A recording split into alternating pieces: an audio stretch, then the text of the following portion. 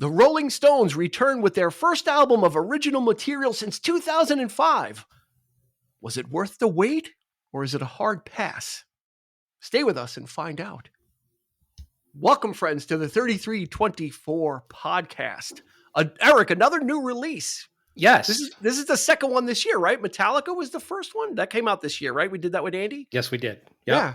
Another new release from a veteran artist. a veteran artist. That's right. Oddly enough, we just did a Rolling Stones. We did our first Rolling Stones episode this year in May. We did. So this is they have a distinction of getting two episodes in the same year.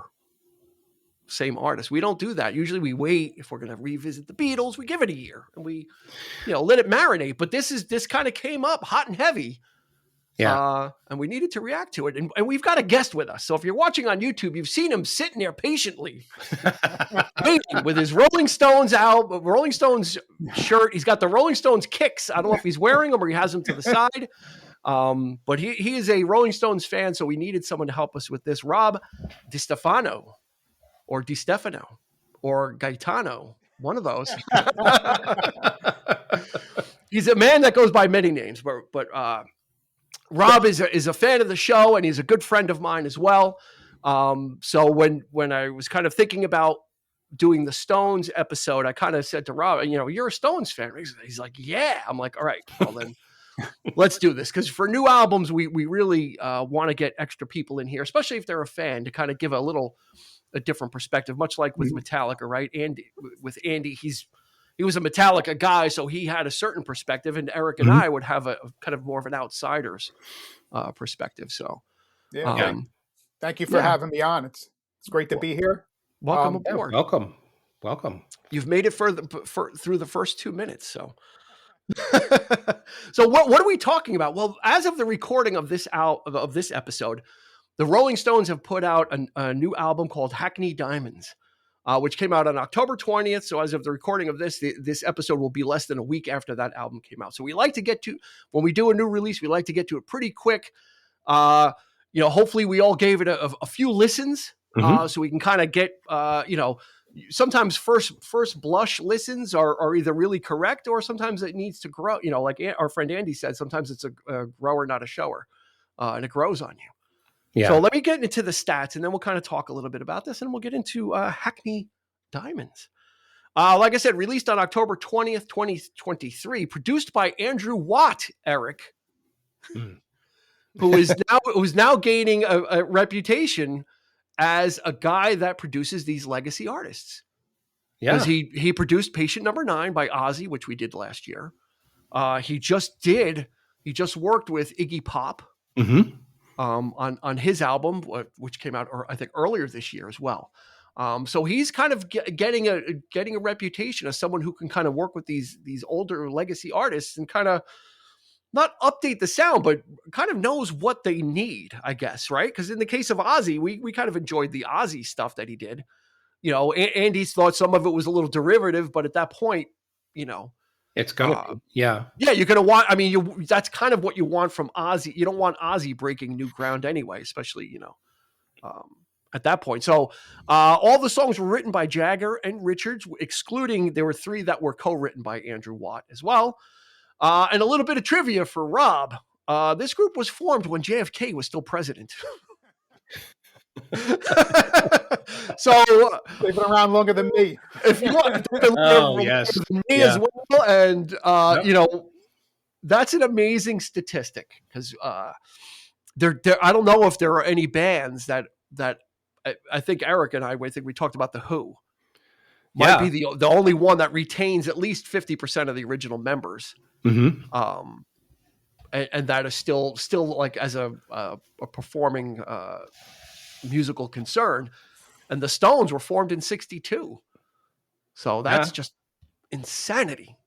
It is. They all came up together, these bands. But some of them still, I mean, it's amazing, but we'll get to that. I mean, it's just, I just got to have to throw it out there. I'm impressed. I'm really impressed with what they're doing. And it's, it's amazing. So, okay, let's. No, you know what? Let's start there. Rob, what are your impressions? What was your impression of this album? As the resident Stones fan, right? Yeah. It did, like I had heard the first song "Angry" on the radio beforehand, so I kind of got an idea just from hearing that song. I kind of had an idea what the album was going to sort of sound like. At first listen, I do have to admit that I was a little nervous because I know their last few albums. I don't know. It's tough with the Stones because they're such an iconic band, and they have such iconic albums that it's sometimes it's difficult to listen to their more modern stuff without comparing it to their older stuff. That's right. And it's really not fair to do that. Their albums from like 68 to 74. I mean, hardly anybody can touch those albums. Mm-hmm. But the first listen through on the album, I had a positive look on it. In my opinion, it may be a little bit overproduced. Oh, you got to one of my questions down at the bottom, which we'll talk about. We'll have to get to that. We'll have to get to Andrew Watt, who is kind of that. He is the kind of the guy that is responsible for the successes or the criticisms as well. What surprised me with him is that he got writing credits on 3 of their songs, and that never happens. Nick and Keith never do that. That's unusual. Yeah, for sure. Even like Ron Wood, he had written like some songs with Jagger when he first joined the Stones, and he never got writing credits for that. And so I was very surprised to see somebody else getting a credit. And someone with such an extensive pop background. Yeah, because he produced artists like Justin Bieber, and you think that, and Dua Lipa, and you're kind of like, okay, so you, Rob, I could see why you would be nervous if you knew this going in, because what kind of album is this going to be? There's guest stars on this record, right? And is it going to be that type of album, which tend to be a little kitschy, a little bit? Yep. At this point, everybody's getting older, so we're all buddies now. Let's just get together and do this kind of thing. But I have to agree with your assessment of the production. A little bit. It is a little. It's a little bit not too much, but it is. Compared to what they've done, they're so used to being so much more grittier and warmer. So it is but I have to say the songs are strong. This is a solid rockin' album. And I was, after the second or third listen, I was all in. I was, and the guest stars on this thing, they play an incredible role. It's just, I was just very, very pleased with it. Cool. Yeah. So before we get to the behind the scenes of it, I'm going to throw in I'll throw in my 2 cents. I love this album. Yeah. This is unexpected. I'm not the biggest Stones fan. I don't hate the Stones, but it's not a group I go to. So in listening to this, wow, I was really gobsmacked. Like I think it gave, and we'll get into it a little bit as well. We could talk about the production, which we absolutely will. We're not going to get too deep in the weeds with it, but we need to talk about the sound of it. But I felt this is what the Stones are good at delivering. It's got the riffs. Mick Jagger sounds like he hasn't aged a day. Right. Yeah. Like that's the key. Like that could have sunk this album, is if he wasn't in good voice, and sometimes excessive touring will do that. Look at, look at John Bon Jovi. He can't really sing anymore. Vince Neil can't really sing anymore. These guys, the Stones are out there every year like clockwork touring. You would think his voice would probably be worse for wear. On this album, I was like, if someone didn't know when this was from, you may have a hard time pinning it, because I think he sounded that good. Yeah. True. He was invigorated. Like there was some, excitement and punch behind his voice, Mm-hmm. One experiment I did is I took this album after I listened to it a few times, and I sort of put on a shuffle with some of their older albums with it, and it it didn't sound any different. It meshes well, right? It meshes well with their catalog. Yeah, it did. Yeah, which is high praise, I think. So let's go into this a little deeper. Their last album was a cover of, it was blue, all kind of blue. It was called Blue and Lonesome. It was a covers album. Mm-hmm.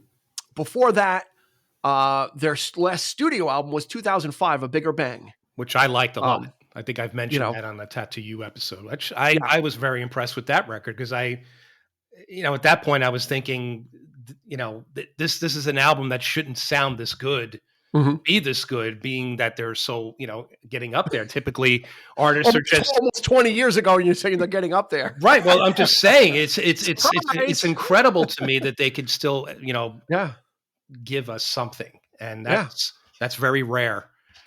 Artists of this age group, of this vintage. Yeah. I mean, let's talk about that a little bit. Yeah. Mick Jagger is 80 years old. Keith Richards is 79. He's going to be 80 later this year. Yeah. And Ronnie Wood is 76. Wow. Yeah. And 80. Did we ever think? Well, let's get back to the history first. I'm getting sidetracked because it's such an exciting. I think it's going to be such an exciting conversation. 2019, they started to kind of get together. Charlie Watts was still alive, and they're kind of like, okay, let's kind of start talking about a new album. The pandemic occurred. Mick Jagger didn't seem too interested anyway, and kind of, not a lot of enthusiasm. Keith Richards had developed arthritis, so he needed to figure out a new way to play guitar. He needed to kind of adapt. And then, so they'd finally kind of gotten some stuff done. They had laid down some basic tracks, and then Charlie Watts passes away. That kind of spurs them on. That kind of was like, mortality staring you in the face. You know what? If we're going to do this, we got to get it done. We got to do it. Paul McCartney suggests, hey, get in touch with this guy, Andrew Watt. Because he's worked with a lot. He's working with these legacy artists, and he really seems to have an ear for what each one needs. And he's worked with Eddie Vedder as well. He's in Eddie Vedder's backing band when Eddie Vedder goes out on solo tours. So, he did all the pop stuff, the Miley Cyrus and all that, but he's got a foot in both worlds. He does a lot of hard rock as well. So McCartney says, yeah, look this guy up. Mick Jagger did. He agreed. He goes, let's take a look at Andrew Watt. They met him in the studio, and they said, all right, let's just start doing this thing. The output was so prolific that they actually have 75% of another album ready to go, of a follow-up if they want. It's like that. That's kind of how prolific these sessions were for them. And then, like Rob said, Angry was the first single that kind of came out. A great choice. Harkens back to kind of an old style, maybe a little Start Me Up-ish, with the stop and start riff. And then the second single that was released was Sweet Sounds of Heaven, which came out which has Lady Gaga in a really high-end supporting role. Yeah. And Stevie Wonder on keyboards and piano, really kind of playing the shit out of it. I mean, Eric mentioned there's some guests on here, but I like the way these guests are used. So you've got Paul McCartney plays bass on Bite My Head Off. You've got Elton John on upright piano. On two songs. I think Elton John is on. He's on Get Close and Live by the Sword. Charlie Watts. There were two songs that Charlie Watts completed before he passed, or at least the backing tracks was Mess It Up and Live by the Sword. And then Andrew Watt was able to convince Bill Wyman to come back and play. And he hasn't played on an album in 30 years, on an original album. So he came back for Live by the Sword. So you do have on the track Live by the Sword, you've got the Stones. You've got the I think we said it in the Tattoo You episode. Ronnie Wood we calling him an original Rolling Stone at this point. Even though he succeeded two other guitar players.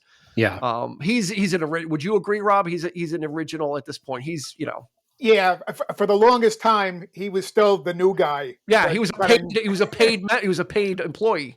Mm. And then they made him a partner. So, so for that one song, "Live by the Sword," you've got all five Stones, which is a really, I think, a nice. If this was going to be their last album, or if it is, I think this is a great way to go out. Absolutely. You know, Absolutely. I agree.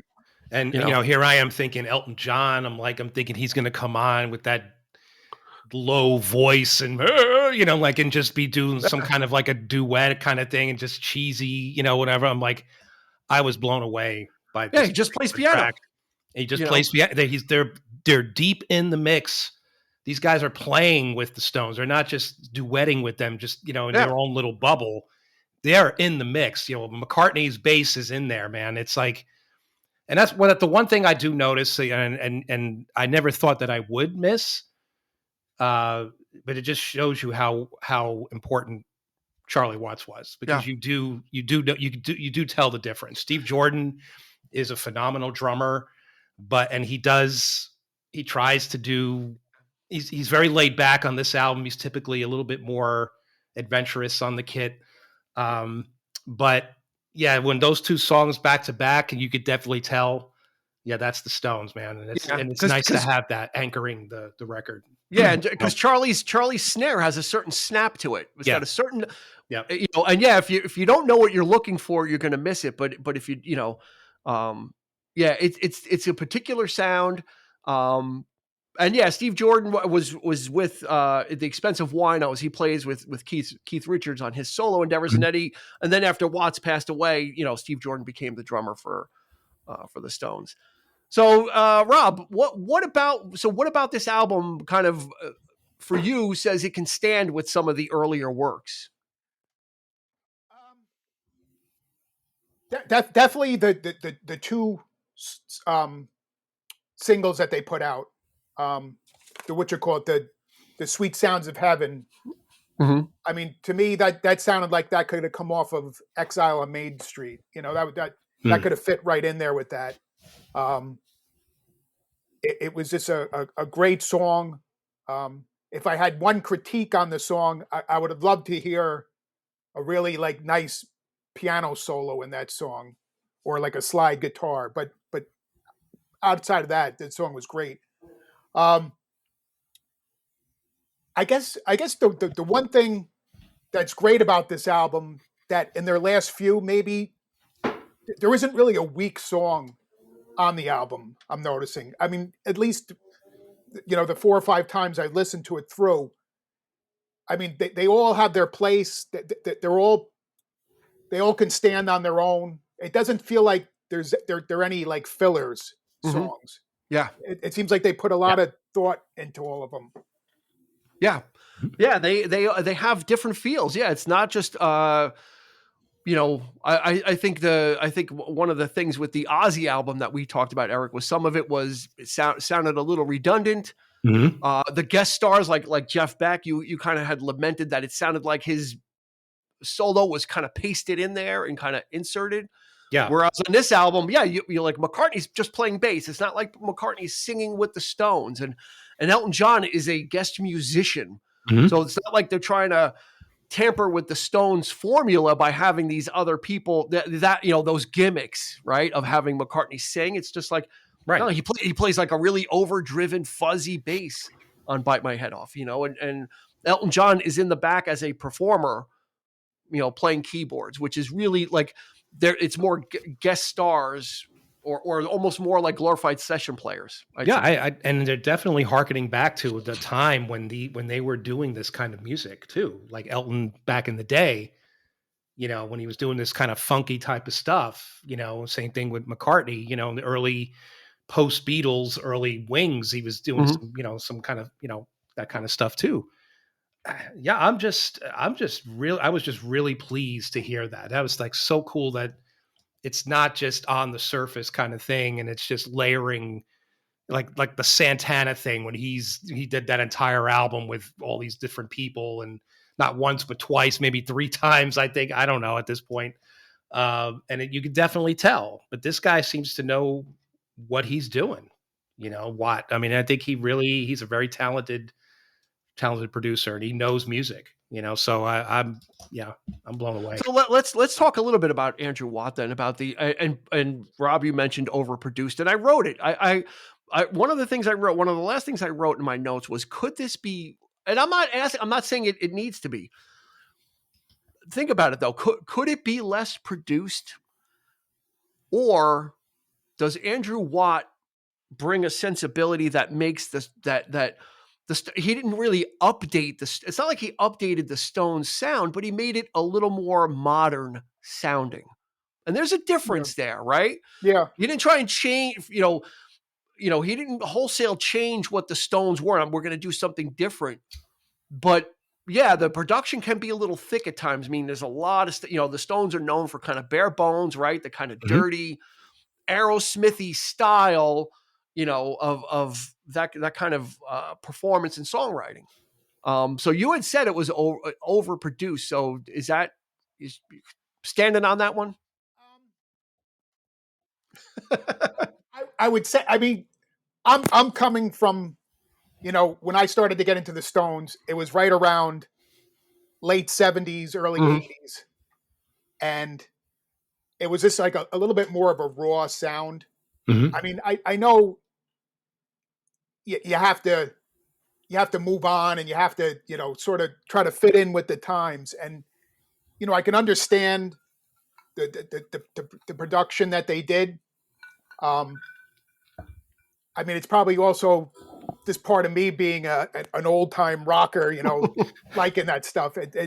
But I mean, not that I don't like it. It's just it took a little bit of getting used to hearing it that way. I guess that's the way I would. Well, I mean, here's the question: Are the Stones still in there? Oh yeah, definitely. Right. As opposed to some of the other stuff that they tried, like in the after Tattoo You, they kind of were doing like the Harlem Shuffle, and some of that stuff I think was more off the mark than this. I think this is like, you listen to this and you don't really have a doubt that it's the Stones. Right. That's true. I totally agree. And it's not like it's not like when Queen did Hot Space, where they decided to totally veer into like a disco thing and totally like change it. And I think that's the great thing about this album is, and I it's kind of like I wrote, what more do you want? Like, what more at this point would you want from a Stones album than this? Right? I'm not sure. Like, I read, I mean, all the reviews I read are great, except for one guy really blasted these guys. They're like, their songwriting isn't really saying anything. And I thought for a second, I'm like, these guys were never Bob Dylan level lyricists. Like, they don't say, they talk about getting women is basically their thing, right? It's like, so I was thinking, and it's like, well, they didn't tread any new ground. I guarantee you, if the Stones put out an album where they tried to sound totally different, people would be like, at their age, why are they trying to do something different? True. That's true. Right? Yeah. I think it was a catch-22, and I think this was the right move because, like I said, I listened to from the first listen too. I was hooked. I'm like, wow. It would be pretty much raked over the coals at this point if they just totally went off the deep end and did, Yeah, they would have been like, oh, stick to what you know. You're old guy, You get that. You get stuck in that. You get stuck in that box. But, and they could have done a Rolling Stones album, and it could have sounded tired. And I think that's the difference. Is Mick Jagger sounds energized. Like, I think he's the key. I think he is the key because he is the attitude of the band. Yeah, I definitely see his touch in a lot of these songs. Even though it's Jagger Richards, you can definitely tell that it was maybe a little more Jagger than Richards here, with the energy of the songs and everything. Keith tends to be more of the bluesy guy, but yeah, it's a nice balance. It really is. Yes. I like that. Tell Me Straight. I think it's great. His vocals on that song, I think are. Yeah, he gets it. Keith Richards gets his obligatory one track. But again, he sounds youthful. It doesn't sound like, it has just the right age to it because it fits the song. It fits the mood of the song. And yet it doesn't sound like he's, like the way he talks, you could barely understand a word he's saying. And here, it's every word is clear. It's precise, and I think a lot of you have to give the credit to Andrew Watt on that. I think, and I don't know if he used any kind of technology. Do you think I on think this with album? Or are we I think with talking like Keith, auto tune a little bit, maybe? Or I don't really see it. I don't really hear it. But could I, it be possible? Do you think? I don't think with Keith. I think Keith, he's not a great singer, but he knows how to sing, and Yeah, that's the difference. He Yeah, he like stays within his lane. He knows right, what his limits are. yeah. yeah. Yeah, I don't know. That's a good question, Eric. I don't think the Stones would go for the auto tune stuff. No, I mean the second I'm song, sure, I'm Jagger's sure there's voice. other technology. I think he purposely he sounds like he's out of tune, Mm-hmm. but I think that's on purpose because it's just the Yeah. attitude of it. Get And close. that's Jagger. Like he'll go off like that. He'll not even like finish his thought like in a word. Like he'll just just Yeah. yell a word out, and sort of in the live setting especially. But here, I've heard albums where he's done that too. Like so, but Yeah. I don't think you it's can all order. about the I don't attitude. think it probably helped the Ozzy album, right? I think Yeah, Ozzy probably needed that little assist. that's right. Yeah. Mick Jagger's a different vocalist, right? He is Mhm. a blue, for lack of a better term, he's a bluesy singer. He's a blues singer. So, Mhm. I don't think you're going to be auto tuning that. You're going to kind of let it rip. I'm sure there were other studio tricks that we use as far as production and kind of Yeah. smoothing things out a little bit and kind of really quote unquote polishing the diamond. But I don't think it's in the vocals. I hope it's not. I want to believe that Well, he. there's one track in particular that I think it's "Bite My Head Off," where there's a lot of backing vocals, which is you don't really hear that on the Stones either. That was surprising That's to me. true. Yeah. And I kind of thought maybe Paul is in there somewhere. Could be, could be possible. I don't know, but that was unusual to hear. Like because typically it's either them, but it's just one or two voices. But Yeah. then or they'll have like female backing singers, those really soulful, Yeah. ladies in the background just doing their thing, and this was sounded like a bunch of guys, almost like a rock and roll band with four or Yeah. five guys singing backing vocals. So, it was just kind of layered on top of one another, which is, like I said, a little rare for them, but good. I mean, the song itself is just kicking, I mean, it's hard edged. It's like you say, Dean, has that fuzzy sound to it. It's like, Yeah. it's plugged in. It's loud. It's aggressive. Yeah. It's like these are 80-year-old guys. Yeah, they're dropping F-bombs in the song, and I'm like, damn, yeah, here we go. I think in Angry, I think Mick Jagger's like, we haven't made love, and I want to know why. Well, because you're fucking 80 years old. That's why. I think that might be why. I don't know if you so it's funny that they're still up to their old lyrical and maybe that's the thing too. They're not trying to be the wise old men of rock and roll. It's very tongue in cheek. There's some lyrics in here that it's very self aware. They know, but it works. It definitely works. Yeah, absolutely. Yeah. They're not trying to like sit on a porch and give us the wisdom of what they've done. They're back just to blast and have a good time. I would be shocked if they didn't incorporate some of these songs into their sets. I mean, they don't have their set is a virtual jukebox anyway, but I think any one of these could stand with them. Honestly, Yeah. I don't think that's an understatement, Rob. What do you think? No, not at all. I mean, yeah, I mean, as I was listening to the album, I was trying to look at it from a live perspective, in a concert, and like you said, pretty much any one of these songs they could add, and it wouldn't detract from the concert. Yeah. It would, it would a lot of upbeat songs, a lot of catchy songs. I mean, yeah. Oh, I love Mess It Up. Yeah. With and you can really hear Charlie Watts playing on that. Like it really's got the snap in there, but that song sounds like it reminds me of something like She's So Cold, or it has that same kind of like Jagger strutting, and that's what I love is he really was able to channel this stuff without it being too nostalgic, but this is what the Stones sound is, right? And they were able to, and maybe that's what Andrew Watt is good at, is maybe he's like the guy that can understand what these artists need. Like he was able to understand what Ozzy need, like what Ozzy's wheelhouse is, right? Like where Ozzy can really hit the home runs. And I think that's what he did on Patient Number 9 is he delivered for Ozzy what the Ozzy Osbourne experience should be maybe for people. Yeah. You know, and I think with this, I think he kind of understands what the Rolling Stones experience should be. It should be like balls to the wall. It should have the crunchy, gritty riffs.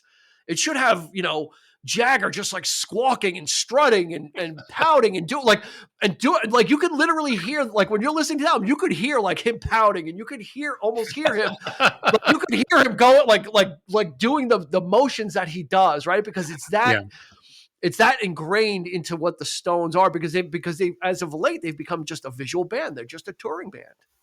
Right. So that's all we've known them as okay. Yeah. They go out, they do their greatest hits tour. They make more money than almost anybody this year, except for probably Taylor Swift, but they've beaten Taylor Swift in the past with their tour. So they're known more as the legacy jukebox band, which a lot of these artists, and Eric and I have talked about this many times about Billy Joel and Dennis DeYoung and some of these other artists that say Fleetwood Mac, we're not going to put out anything because no one wants to hear it. Right. Mm-hmm. You know, but then you get stuff like this that comes out and, you know, it kind of proves that, you know, it probably has to do with I think the band has to be invested in it first. And you can get the best producer in the world, but I think if the band's not invested in it, because you can hear it, like you can hear in the grooves that he is really into it. I mean, do you agree with that, Rob? Or you think that's kind of, you know, these legacy bands kind of, they just tour, they do their greatest hits but their recording is not even like on the top of their top 10 things to do.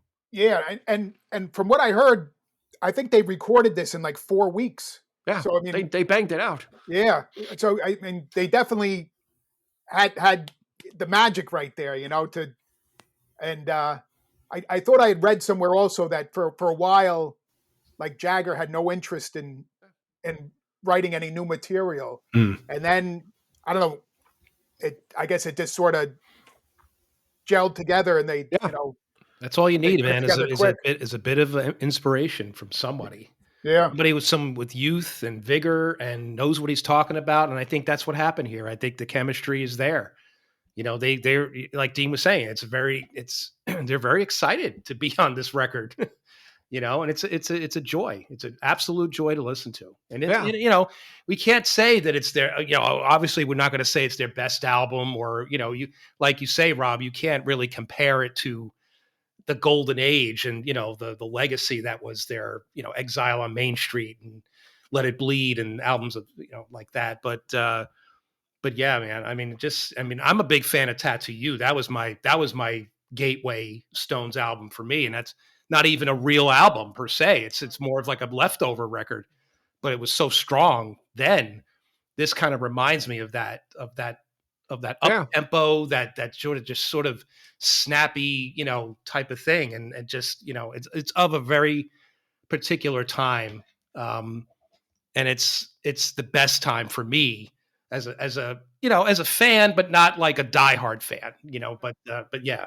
And it's also a breath of fresh air to me being a guitar player. Most music you hear nowadays, you don't hear any guitar. It's true. And this is true. Yeah. It's great to hear like a nice guitar riff in a song. Chock full on this album. So it's great stuff. And like I said, on Sweet Sounds of Heaven, we've got Lady Gaga, who they asked her to come in. I think they almost hijacked her. And she said, I think she's like, they just told me to come into the studio and I didn't really know what was going on. Yeah. I wasn't sure what was going on, what they wanted to do. So she was trying to replicate those backing singers that Jagger used to use in the 70s and just have those hot, you know, she's not trying to overpower the song. She's kind of in the background. You almost wouldn't know it's her because she sings so high that it doesn't even sound like her. Yeah, it's just got that. It's an epic closing. Technically, it's not the closing track because they do a cover for the closing track. Is Rolling Stone Blues, Muddy Waters. Yeah, man. Yeah, first time they've ever done that song, but it feels like it is. If Rolling Stone Blues is almost like an after, you know, it's almost like an epilogue. It seems like Sweet Sounds of Heaven really kind of closes out the whole experience. and then you get a really traditionally bluesy, Yeah. song with the harmonica, and it's got the, so it shows that they're also harkening back to their roots, So Yeah. they do have if you wanted something stripped down, that very last song, Rolling Stone Blues, really gives you like the traditional feel, Right. and I think it's Yeah. probably nice for them to kind of play in that sandbox for a little while, because you can probably get lost in the sauce, especially when they were kind of, after they kind of, mixed emotions, whatever was that, Steel Wheels. Yeah. They kind of got a second win there, and then it kind of petered out again. The output started to kind of decline again. Yeah. That was the last album with Bill Wyman, right? As I Right. Yeah. recall. Yeah. That was his Yeah. last. Steel Wheels. Yeah, so that's like 30 years he hadn't played with them. Yeah. So it's just a great feeling that, it's good to see these bands kind of succeed again, that rock, and this is part of the conversation too, is, where and Eric and I have talked about this off of podcast, or maybe on some of them, that, we're going to be in the age that we're going to be losing a lot of these artists. These guys are fucking 80. I was just talking to someone the other day, and I was saying, within the next 5 to 10 years. Tell us how you really feel, Dean. Jesus Christ, I'm getting depressed here. He's fucking 80. He's fucking 80. I mean, let's be You real. wouldn't know it. You wouldn't know it. You wouldn't. You would not. But the reality is, we're entering an age where our heroes, and especially the Stones, like I said in the open, the Stones have been together since Kennedy was president. So the Stones have been an enduring presence in rock and roll, whether either from a recording standpoint or people or young people going to see them on tour. And we talked about that in the Tattoo You episode. I asked Eric, I said, can they claim they are the world's greatest band? And we said, yes. I think now this kind of rubber stamps it. I think this cements rubber stamps it. Yeah. Yep, absolutely. And for all these years, for these young kids making fun of them, here's the proof in the pudding right here. I mean, this is an album that from a group that does absolutely not need to prove themselves anymore. I mean, it's, right. And they put something like this out with such energy and such, it's just a breath of fresh air. Yeah. Like in today's climate, because I don't know what's going on with music today, to be honest. It's just, yeah. So I absolutely. And from a songwriting team that usually is usually fighting more than they're friendly. That's true. More often than not. Yeah. A very contentious relationship between Jagger and Richards. Mick Jagger will be saying something about Keith Richards. 2 years later, Keith Richards is dragging Mick Jagger, and then they come together and they're happy for a while, and then they say something, like they've always been able to be real with each other. And that's probably part of the enduring thing. Just like Daltrey and Townsend, they can come to blows, but then they but that's what friends can. Friends can do that, and not, the band doesn't explode because they kind of realize, and they've been together so damn long. And I think it's because the mutual respect as musicians, they know they got the goods, and that's the thing. I think they know they need each other too. Exactly. Neither Egos clash. Successful outside. Yeah. Each have ideas, but egos can clash. But it's but they know at the end of the day, I could count on him. Yep. You know what I mean? That's what they could count on each other. So it's and it's not like Mick Jagger had like Phil Collins level success of solo work, right? So he's made solo albums and they weren't successful. So he kind of, there's that symbiotic relationship as they kind of know where their bread is buttered. They know that the Stones are kind of something special that outside of it, it's just for some reason the magic isn't there. But having this, group of people and this style of music that they return to, just really amazing. I mean, yeah, we're gushing about this album because it's, it's out on all the streaming platforms. So everybody should absolutely give this a listen, because I was surprised, but I wasn't shocked. Right. In listening to, because I had heard Angry also, and I'm kind of like, this is catchy. It's kind of throwbacky, but it could have been a one-off. It could have been, we've had albums before where the lead-off single is like the best you got, and everything else was just like throwaway. No, it just gets better. Yeah. So in after listening, I mean, whole wide world. Yeah. Just a banger. I have Angry, Whole Wide World, Mess It Up, Tell Me Straight, and Live by the Sword. Yeah. Are kind of, And Live by the Sword is really kind of grungy Stones too. It's kind of that, you live by the sword, you're going to die by the sword. Those kind of lyrics, I don't see like I said, the one bad review, the guy really savaged them and kind of really took him to task. I'm like, I don't get it. Yeah, I don't either. I think the guy was going to be, I don't think the guy was going to be happy either way. If they had done something different, it's like, oh, how come you're not staying with what you're right. Yeah. Live by the Sword almost has that, just like I said before, that sort of Leon Russell. And I'm so pleased by that. I'm so glad that it's not, it's Elton John checking his ego at the door. Yeah. He's not coming in like, I'm big, I'm, whatever. It's like, no, he's, like you say, he's in the background. That's one of my favorites. I love Sweet Sounds of Heaven. I think it's, oh God, I was a little iffy about, but I totally love Lady Gaga though. I think she's got the good, she's so talented, despite, her, whatever reputation or sort of first impression that you may get. Yeah. But I know that she's, because she does the things she does because she needs to, because nobody would take her seriously as just a singer. I almost honestly feel like A Star Is Born. If you ever seen that version of the film, that's her story. When she tries to go like pop in the movie, it's like, like she's trying to do something new because she feels she has to, and then it's like taking it back down. It's like to be real and all that. It really speaks to her, who she is as an artist, I think. But I think to come in and do this with the Stones and man, she's just killing it.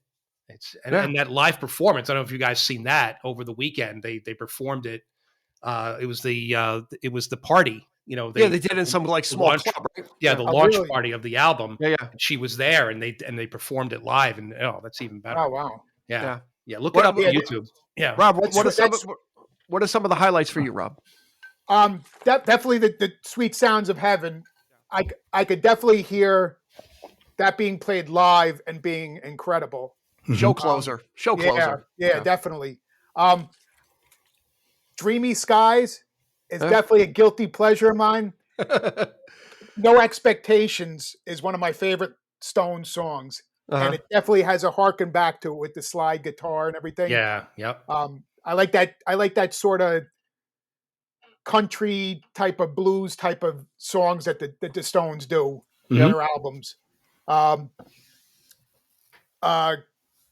Get close is another good one. That's a good rocker. Like I was saying before, there isn't really a weak song on the album. You don't have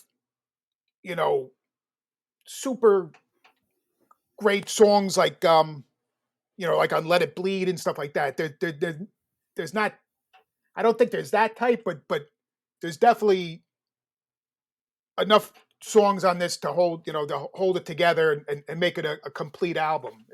I think it's a grower and a shower. I think it's going to be one of those ones that kind of it's an easy, I put it on. It was like a breeze. It wasn't a challenge. It didn't, I don't mean that in a bad way, meaning it was kind of like, once you got into the groove, it was like, I feel like I know what this album's going to be like. It's going to be Stones. It's good. Like, I'm not going to be yanked out of the experience by something strange. And that's exactly what you want. You want to be able to kind of take the ride. Yeah. Sometimes you'll get to an album, you'll listen to an album and you'll like skip through some songs. It gets a little repetitive. I think the Metallica album suffered from a little from non-fans. It was kind of like, okay, these things kind of all the intros start to sound a little bit the same. Yeah. But with this, it was everything was, because the Stones have had so many different styles. They've had like the start me up kind of stuff, and then they've had the grungier stuff.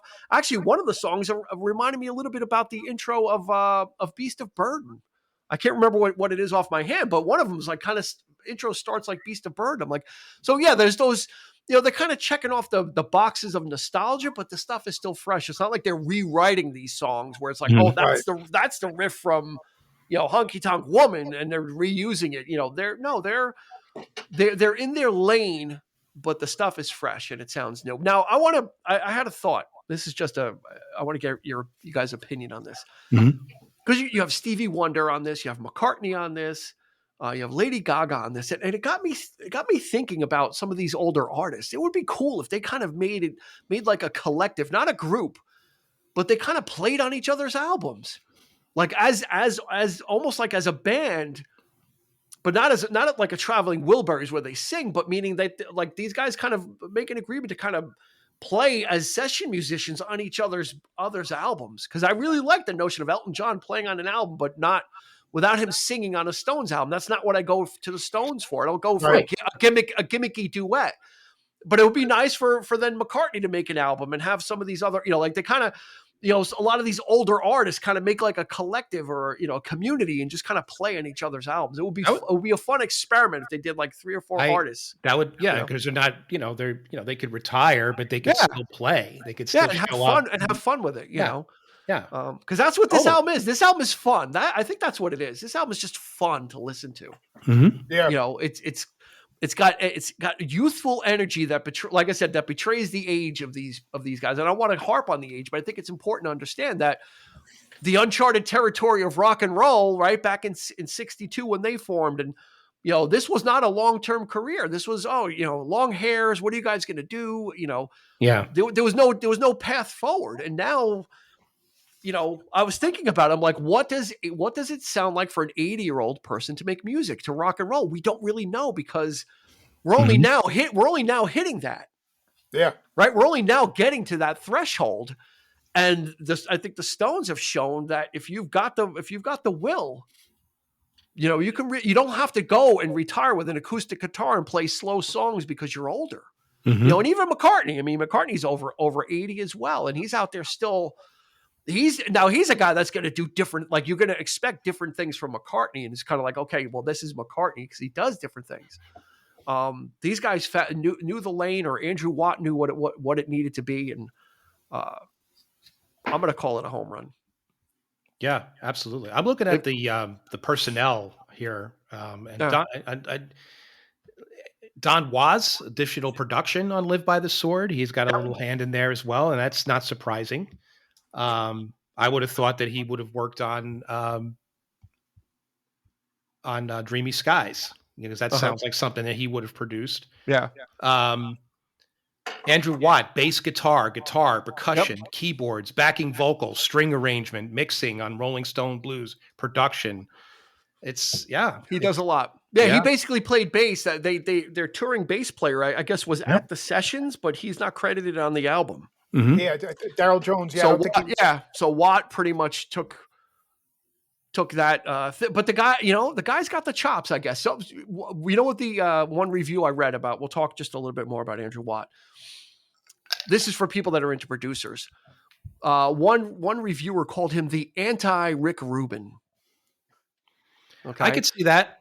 Now, if you know anything, we've covered albums by Rick Rubin, and Rick Rubin is a very hands-off producer. He's less of a producer and more of a person that says, I think this sounds good, or this, like that. Like he's actually probably more of a consultant. Whereas Andrew Watt is, he's gets his hands dirty. He's playing instruments with the band. He's doing this, he's doing that. He's shaping the sound. Whereas Rick Rubin kind of is the guy, he sits in the control booth. He kind of works the knobs and tends to he's almost like a supervisor, Yeah. And the reviewer was like, Andrew Watt is like the anti Rick Rubin, which made me think. I'm like, yeah, well, if you know anything about Rick Rubin, it kind of makes sense. I could see that. Yeah. Right. It makes sense. It makes sense to me. Yeah. Yeah, totally. But it's not a bad thing, right? The guy could be, is on the way to carving himself out. He's already carved himself out a serious career. He's produced Post Malone. He's produced like all these big acts. So he's That's the thing, though. It's like we keep saying it, but it's like he didn't change the sound of the Stones. Oh. He made a great Stones album, and who could do that today? Let me put it out there. Who do you think? Who else could have done this for them? As production wise, I don't know. And I think if they tried to produce it themselves, it probably wouldn't have. Yeah, probably would have been probably less energy. Probably would have been like, we can't seem to get this thing going. Kind of. I could almost see that happening. Yeah, in a sense. And so you need somebody young. You need somebody Well, that understands, right? That Yeah, understands the artist as well. And true. again, you're not trying to reinvent the wheel at this point, unless that's what they're saying, right? If they're saying, yeah, we want to do something different, but I don't think you want to hear a different freeform jazz No. like Spinal Tap, like you don't want that left turn at this point in the career. It's kind of like this is, Yeah, the first time I listened to the album, I was sort of like hesitant, but then the more I listened to it, the more the songs grew on me. I think it was for me, it was more of a grower. Yeah. And at first, I think I was going in with too much of a critical mind. So you were expecting a disaster. And instead of just sitting there and listening to it, Yeah. I was critiquing everything that I was hearing, and not, and I think that was clouding my judgment on it. Well, it's difficult when you're a longtime fan.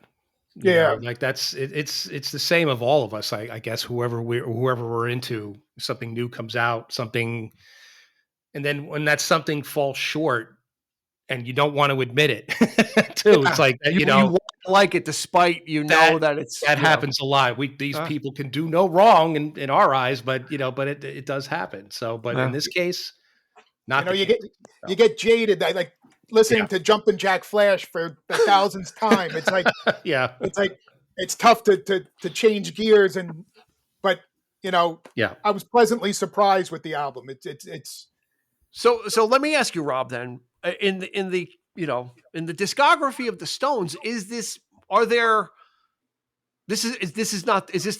not their worst album? Is it their weakest album? So this kind of could leapfrog a few titles then. Yeah, definitely. Okay. I mean, in fact, I was looking at a list of their albums, and I was trying to. I would definitely, I think, put it top 10. Really? Maybe around 10. That's a bold statement.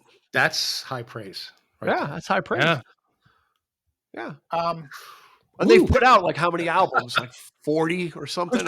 No, I think they only have like, we're talking maybe 26 American studio albums. Yeah. So there's probably some 24th British albums. So there's probably some compilations. There are some Stones albums where I like certain songs better than any of the songs on this album. Mm-hmm. But as a whole, this one, I think, is a little more together, I definitely agree with some.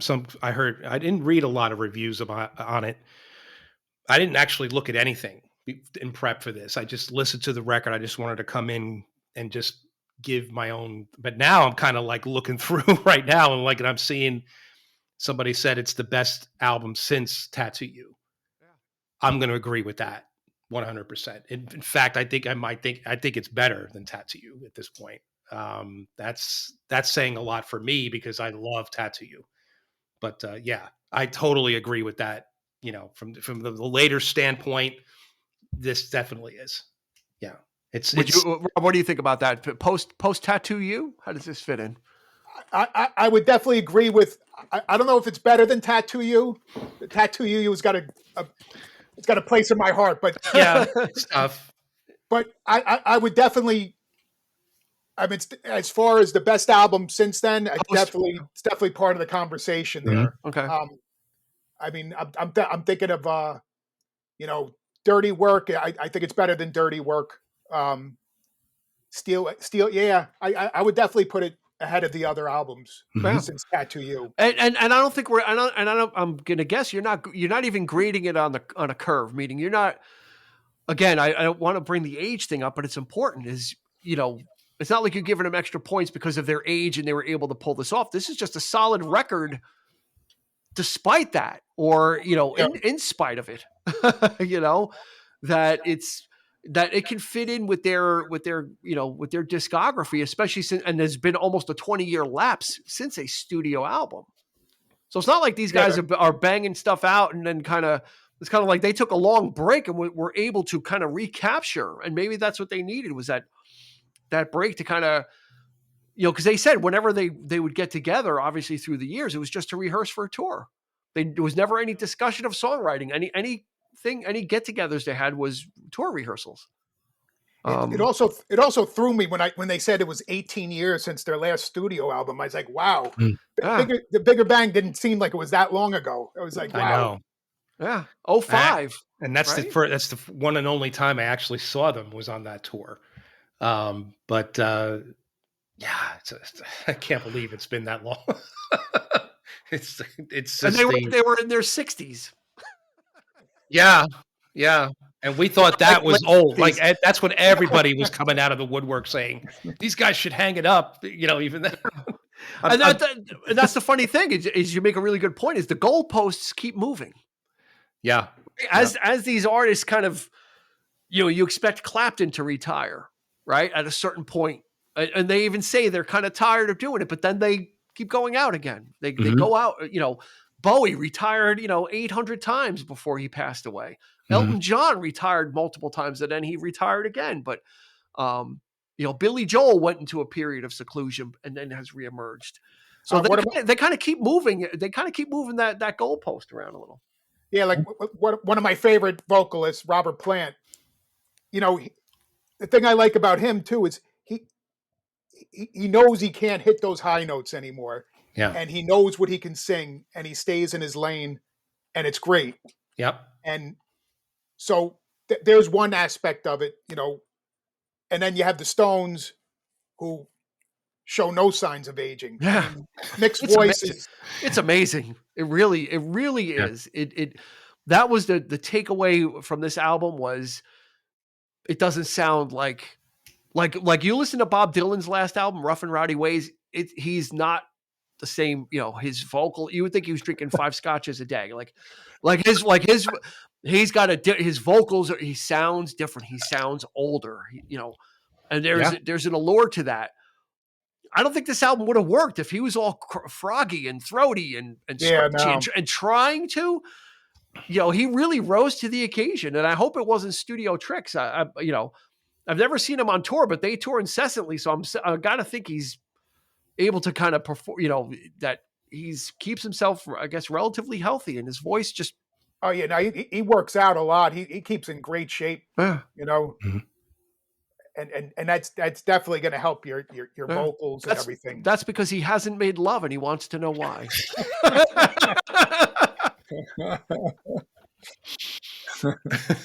It's fine. I found that lyric just very fun. I'm thinking about wait, this guy's like 80 years old. He's saying we haven't made love and I want to know why.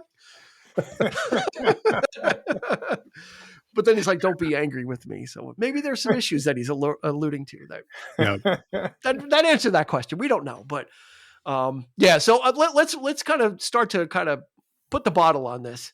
What like we do for these when we do these new albums, we do give them a grade. Mm-hmm. So let's start off with Eric. Since you kind of started off the conversation by really saying how you dug the album, let's go with you. What do you give this album? I'll give it a solid. I don't want to. I really don't like giving it like perfect scores. I really don't. But I definitely give it like a 4.5 stars. What about a letter grade? 5. A letter grade? Yes, sir. Oh shit, that's easier. Yeah, probably. You got a lot more leeway. You got pluses, minuses. Fuck it. Let's give it an A. Nice. Just going to give it an A. All right. Rob, no A minus, no A, but right in the middle there. Solid A. Rob, the Rolling Stones fan, who was trepidatious about it at the beginning. What do you give it? What's your grade on this? My letter grade would probably be like a B+. That's probably more accurate, but but I'm just excited about it. I don't know. Maybe it's just still in me, So anyway, I'm sorry, Rob. Go ahead. Yeah, no. At least for me, it's not in that pantheon of the late 60s, early 70s. Not yet. I do have to listen to it some more. Yeah. But it's also not a clunker either. It's a solid B+. Yep. He lost his mic. There he is. All right. I'm gonna go with an A-. So I'm gonna I'll split the difference. Okay. I'll go with an A-, which is basically like a B+, right? Yeah. No, I think it's really fantastic. I mean, we're really lauding it, and I hope people get the excitement from this episode and give it a listen, even if you're not a Stones fan. Because I'm probably, out of the three of us, probably the least Stones fan. Yeah. And that's the only thing I've been listening to all weekend by choice. It became, I need to listen to this. Yep. And then it became, I want to listen to this. Right. Which is a really great testament for an album. That's like, okay, we have to, when we do new albums, we have to listen to it. Mm-hmm. Right. And we have to. It stopped becoming that, I think, by yesterday or Saturday. I'm like, well, I want to listen to this again because there's some songs I really dig, and I was just impressed with the achievement. Yeah, and I think that's part of the who would have thought that we would have been cheering for like the Stones as an underdog for putting out an album, right? Because usually something like this will come and go. Some of these older artists, this stuff kind of comes and goes, but I think I think the hype behind this album is genuine. It's real. The Stones are the real deal. They're never known for miming or doing kind of crazy tricks and stuff like that. So, I want to believe that this is just all genuine. Obviously, there's production involved, but it sounds like it's there in the grooves. It sounds genuine to me. Yeah, absolutely. So there it is. So we've got an A, a B plus, and an A minus, which averages out probably to an A, which is good. It's right where it should be. Any final thoughts? If there's one song, Rob, you're going to direct people to on this album, say this is my one. It would have to probably be "Sweet Sounds of Heaven." Sweet Sounds of Heaven. Yeah, just because it. Yeah. To me, it's echoes of "You Can't Always Get What You Want" a little bit, not exactly, but echoing that. The thing I liked about it the most is that it had vintage Stones sound to it, but also modern Stones. It had both. I think that's it's also the longest song. It's at clock 7 minutes. 7 minutes and 22 seconds. So, but you don't feel it. You don't feel it. No, absolutely not. Eric, one song you're going to give people to say, what this is really exemplifies the album. That's really tough. I want to say "Sweet Sounds of Heaven," but I think I'm going to go with "Live by the Sword." Yeah, good one. I really dig, just the whole feel of that song, the sort of funkiness of it. And Elton John really impressed me on that. I was expecting something completely different, and it just really, I was so pleased to hear that funky piano again that he just, he doesn't really do anymore. Like it's more ballads and just sort of, poppy kind of thing. And just maybe Andrew Watt could help out Elton John too. Just to go back to that sort of, he was a big fan of Leon Russell back in the day, and don't shoot me, I'm the piano player, and those types of albums, and Honky Chateau, and that was the time for me. But so I was really impressed with that. So that's probably my favorite. All right, I'm gonna stick with "Mess It Up." I think that really kind of it's a good one too. kind of represents that dancey side and that kind of disco-y, funky side of the Stones as well, that you kind of got in the late 70s when they started to explore a little bit of that stuff. I think there's something for everybody on here. I think this album, like I said, it's not a ripoff, but it does look towards the past but all the Stones albums do. It's not like the Stones were, always doing something different. They, there's a formula to the Stones, and that's why they're so successful. And I'm glad that, again, with Andrew Watt, his vision or his guidance, whatever it is, that they were able to kind of get this done and hopefully see the fruits of it. I'm not sure I want another album after this. It's like kind of like no. But is this is this the way should this be the one? Should this be their Led Zeppelin, to quote Led Zeppelin? Should this be their swan song? It wouldn't be a bad song. It wouldn't be a bad album to go out on. Although I was enticed by hearing that they had like 70% of another album. I mean, it would be a great. I mean, the fact that they had all these guest singers, guest people on the album would make it a nice way to send everything off. But I agree. I mean, as a Stones fan, I You keep want them more? coming. You want more? All right. Keep them coming. I'll tell you what, though, I'm gonna start listening to more. Like, this album really got me into Andrew Watt, so I wanna seek out him more as a producer. I want to start checking out other things he's done, and hopefully, just he just builds and builds. Yeah, It's amazing for there had to be anybody- such an eclectic taste in music. That's what you need. Someone Yeah. who understands, all forms of music, and that's great. Yeah, well, So, you know what we'll do, Eric, is we'll drop a link in the show notes to Andrew Watt's discography or the stuff that he's produced. We'll link to the Wikipedia. In this case, if Yeah. anybody's really interested in kind of seeing what a producer does or the breadth of artists that they can work with, because he is kind of the modern day guy that's everywhere. There are certain, almost like Jimmy Iovine in the 70s. The guy was everywhere. He was producing everybody. His fingerprints were on everything.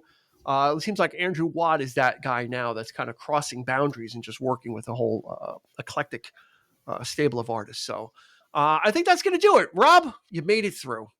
he did. You did it. Well done, sir. Well I done.